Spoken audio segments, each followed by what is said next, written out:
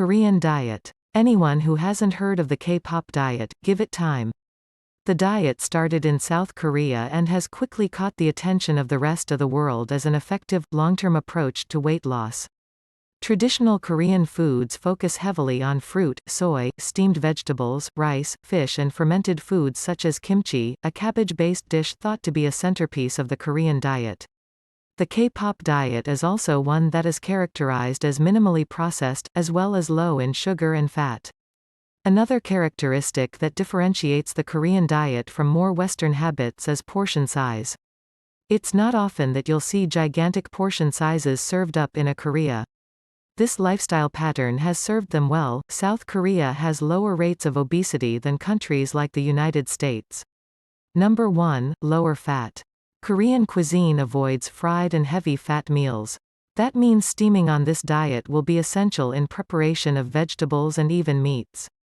Number 2, minimally processed foods. Forget the diet frozen meal. This plan is all about cooking and obtaining meals and snacks from home, not from a bag or box. Number 3, no sugar. A traditional Korean diet does include sweetened beverages, candy or sugary snacks.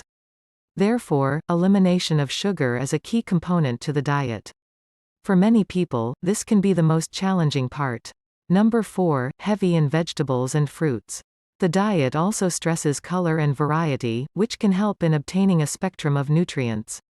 Number 5, fermented foods daily. Fermented foods have been found to help boost gut health and can include kimchi, tempeh, miso, and pickled vegetables such as cabbage. Number 6, more chicken and fish, less red meat. Though a Korean diet has some red meat, focusing more on chicken and fish as your animal proteins may help to further improve health. Number 7, soy-rich foods. Whole soy sources such as tofu, edamame may be incorporated into meals. Number 8, movement. Daily physical activity is just as important as the dietary principles. And that's all for Korean diet.